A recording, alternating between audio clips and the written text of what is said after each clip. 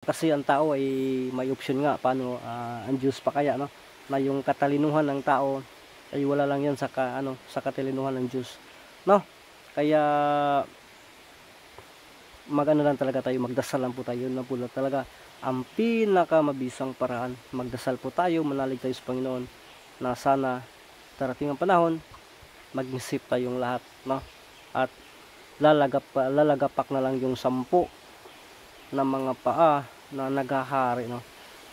At tayo ay sisibol muli, at doon ilaliway ang ating watawat na puno ng kasaganahan, puno ng yung kasiyahan, no? Nagaling talaga sa puso. At siguro diyan na po yun mangyayaring yung na talaga, yung Diyos na po talaga, one government, spiritual government sa versus bansa, no? So at darating din yung panahon na reliyon, batok reliyon versus reliyon. So religion versus religion. So makikita din natin yan, no? Parang nagkatutuo talaga, no? Makikita din natin yan, no? Marami talaga na isa lang po yung Panginoon na dinadasal natin, pero bakit mag-away-away pa, no? Bakit magdidebate pa? So hindi nagkakaintindihan kasi nagdidebate, no? Kaya yan, isa din yan. At saka ang pinakano talaga, no, yung anak versus ina, no? Kapatid versus kapatid, at ama versus anak, mga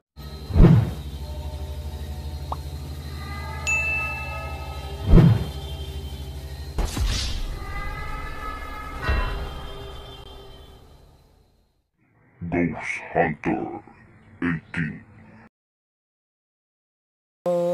kaibigan Amaya, sige, patuloy po tayo, no, para yung tayo doon tayo magpapatuloy sa yung sa Malito, di ba? Mataas pa yun, mataas pa siguro yung yung mga kaganapan sa ngayon, no? Mga kaganapan sa ngayon, mga sa tingin natin yung nakikita na po, no.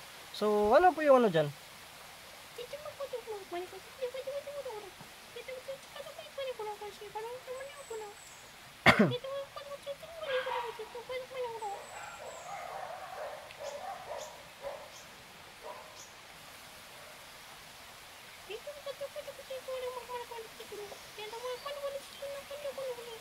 Ni kaibigang Amaya, kasi sa ngayon makikita natin kung magagamit ka o sikat ka ay may impluwensya ka pa, maraming sasama sa iyo.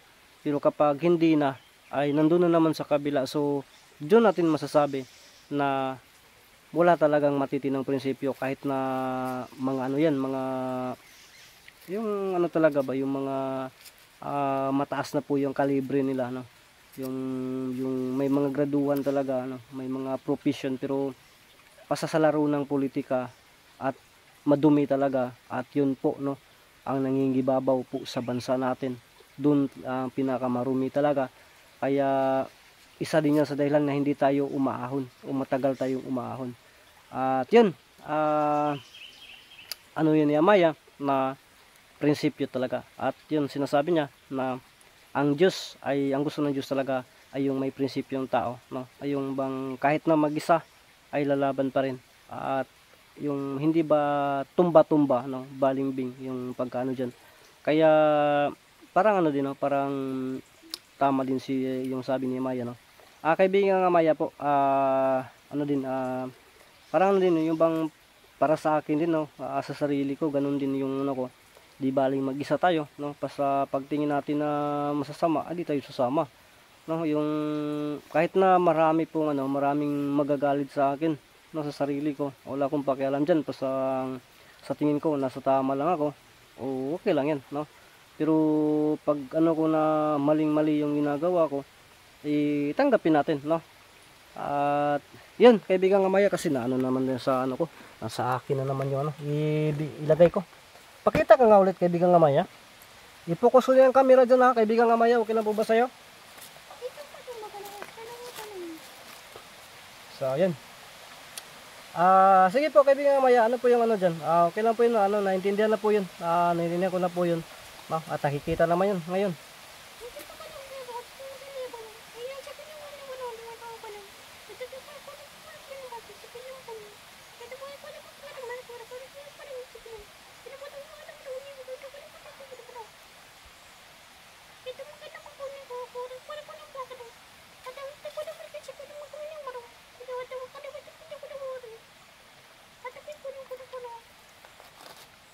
Ay, so yun mga kantro. Ay, ano na lang natin, hindi na lang natin na tatanggalin dyan. Dyan na lang po yan, no?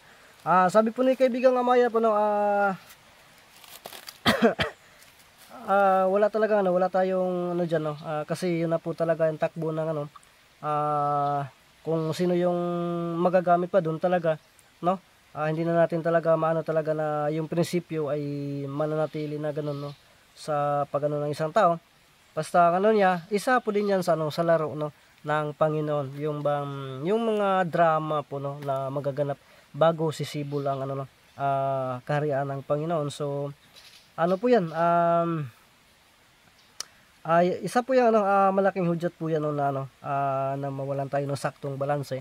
At isa din po yan, marami pong nagko-control po, no, para kaya nga po daw walang mabagal po yung asenso, kasi yung nagbabalak ng gumawa ng tama ay marami ding bumababag-babag ba na ayaw din, no.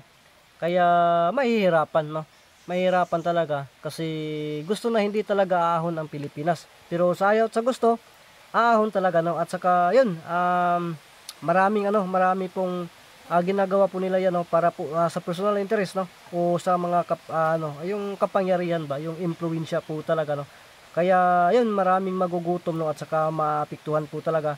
At ito yung isa sa mga dahilan, no, na lumalala, no, talaga ang sitwasyon at hahantong sa gulo, kung hindi mapipigilan po. So yun, yun po yung ano niya, no, ni kaibigang Amaya, no, na kung hindi talaga mapipigilan, tayo Pinoy versus Pinoy na po yung magano talaga, no, magkagulo, no. Kasi malabo naman na makakalaban natin yung kagirian natin, kasi wala naman tayong puwersa, no. At sinasabi na yan na world power na sila.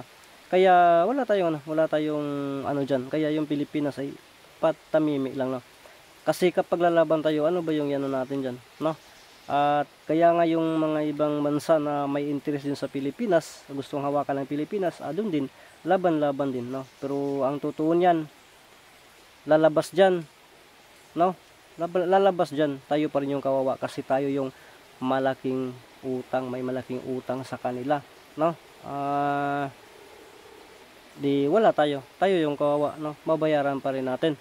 Kaya yun, pero ang pinaka talaga diyan, tayo yung pinakamayaman na bansa, no. Kaso lang hindi pa talaga, mahirapan pa talaga makagalaw. Kaya isa din yan sa dapat nating ipagdasal, no, na sana mangyayari ang lahat yan. Pero bago talaga mangyayari yan, dadaan tayo sa kagimbal-gimbal na pangyayari, no. Nakakatakot, no, nakakatindig balahibo. Pero wala tayong magagawa dyan, kasi yan po ay naisulat na, no, ay darating talaga yan. Pero mayroong pero pa rin dyan, no. Kasi ang tao ay may option nga, paano ang Diyos pa kaya, no, na yung katalinuhan ng tao ay wala lang yan sa katalinuhan ng Diyos, no. Kaya lang talaga tayo, magdasal lang po tayo, na po talaga ang pinakamabisang paraan. Magdasal po tayo, manalig tayo sa Panginoon na sana darating ang panahon, mag-isip tayong lahat, no. At lalagapak na lang yung 10 na mga paa na naghahari, no. At tayo ay sisibol muli, at doon igagayway ang ating watawat na puno ng kasaganahan, puno ng yung kasiyahan, no, na galing talaga sa puso.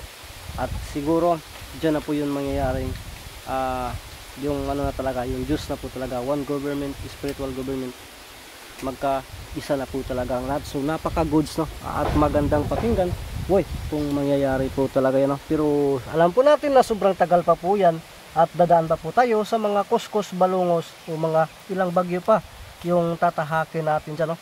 Kaibigan Amaya,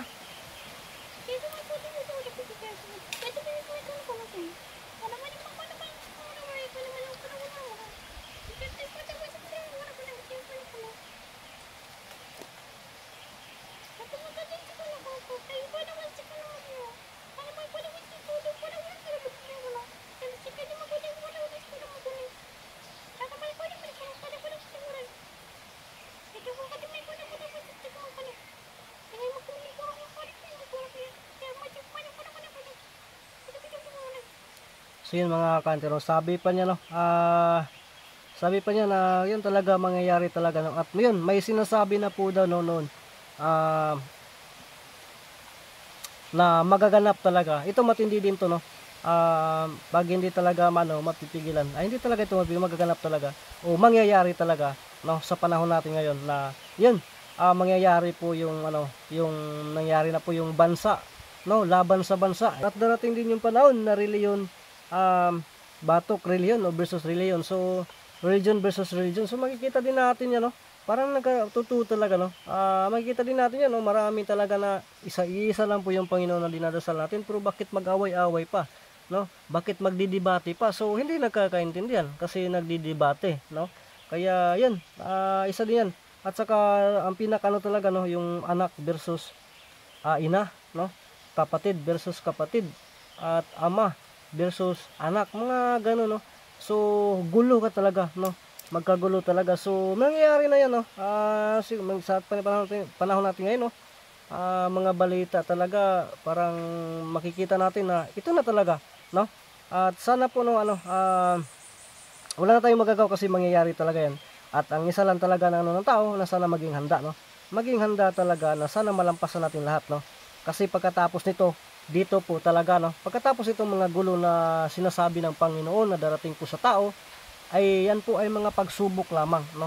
At pagkatapos yan ng kaibigang Amaya, ano po yung dyan? Pagkatapos yan, malampasan yung mga pagsubok na yan ng tao, kasi darating at darating din yan. Ano po yung susunod na magaganap talaga sa mismong Pilipinas po no, ang mahal ko pong bayan, bansa.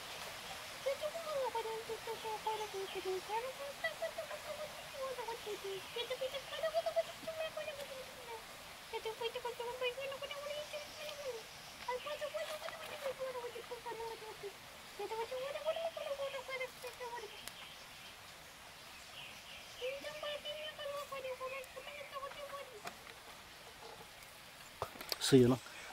Ito din ito. Parang imposible ito. Itong huli yung sinasabi ni kaibigang Amaya no. Kasi sabi niya pag malapasan daw lahat no, malapasan daw lahat ng pagsubok at saka yung pananalig lang talaga sa Diyos at dasal no, ang lahat po talaga hindi magtatagumpay. At sisibol ang Pilipinas, ang mahal nating bansa. At sabi niya, diyan na po daw darating no, na pati bansa kaya nating bilhin. Kaya bilhin ng bansang Pilipinas yung ibang bansa dahil makukuha na natin ng yaman. At yun, ang sa Pilipinas ay makukuha na po talaga no. Kumbaga sa Pilipinas ay sa Pilipinas na po. At saka yun, ito isa din ito mahirap no, Pilipinas bumili no ng ng isang bansa. So sobrang hirap talaga. Paano yan? Mangyari ba talaga yan? Parang hindi ako makapaniwala diyan, kaibigang Amaya.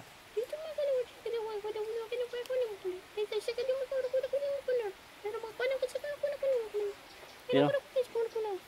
Wow, sabi po niya, siguro hindi ko pa daw narinig no, pero sabi niya, nangyayari na daw noon, ang tawag din is maharlika pa. No, sabi niya ay yung parte ng Pilipinas pa daw noon, no. Nung yung hari pa talaga yung yung Talyano no, yung hari ng maharlika noon, no. At saka sabi niya ay ang maharlika ay nasa isang titulo lang po daw no noon.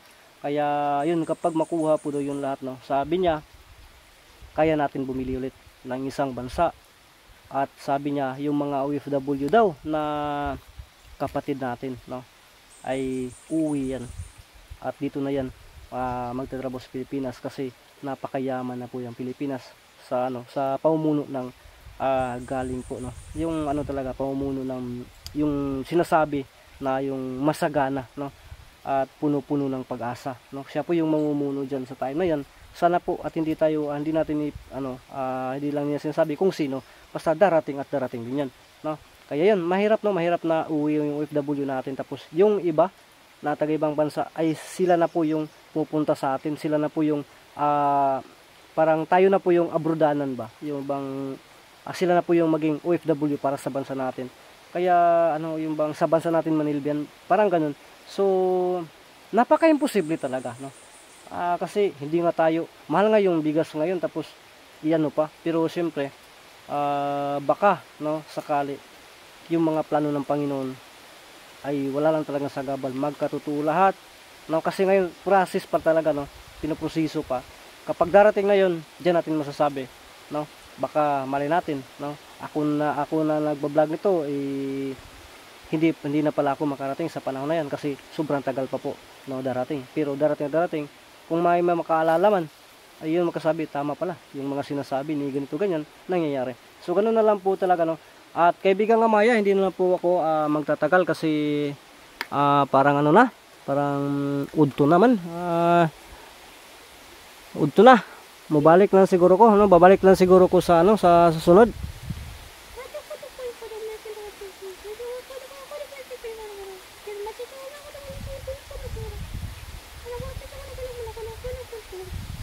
Sige, sige. So yun, salamat po. Binibigyan talaga, ano talaga tayo, no? Binibigyan tayo ng ano ni kaibigan. May sabi niyan, wag na daw ako mag-effort na babalik dito. Kasi baka daw madisturbo yung isa dyan, delikado, no? Delikado po daw para sa akin, no? Marami pang maabala. Kaya ang sabi niya, pag may time daw si kaibigan Maya, hindi ba kaya si Ramson? Ay saan lang po daw pupunta, no? Mag-ano na lang po daw, no? Maghanap na lang po ng ibang lugar. Wag lang daw muna dito kasi maritisan lang man daw ito. Delikado po yan hanggat nandyan pa daw dyan sa ilalim. Gusto ko nga tingnan natin sa camera pero makita, pero binabadlong na tayo ni kaibigan Maya kanina, baka biglang umi-stick na naman, no? Bigyan na naman, wow, no? Bigla na naman tayong i-sneakan, so sasagit na naman tayo, so hindi na lang, no? So kaibigan Maya, maraming salamat po at hindi na po ako magtatagal, ako iuwi na po.